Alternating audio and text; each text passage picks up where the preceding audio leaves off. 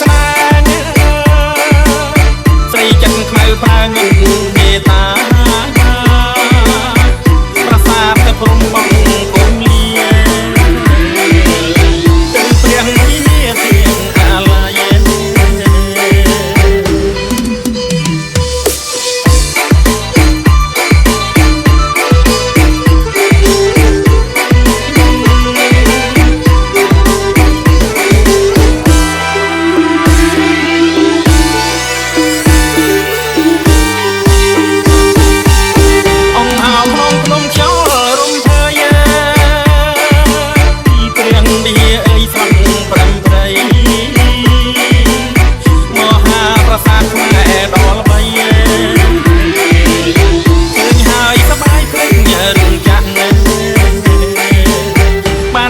ក្រមុំភ្នំដងរែក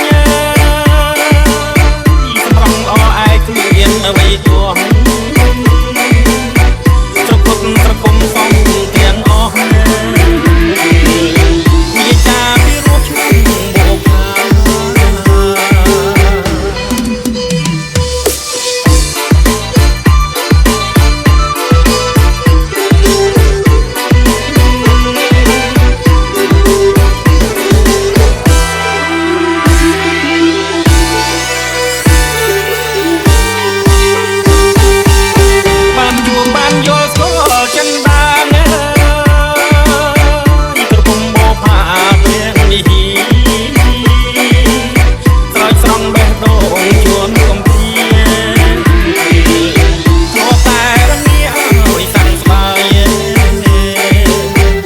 ទៀងប្រាសាទសាទៀងស្រី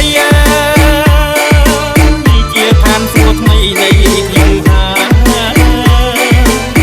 អង្គអោប្រាសាទព្រះវិហារសូមធ្វើជាខ្លាចវាសនា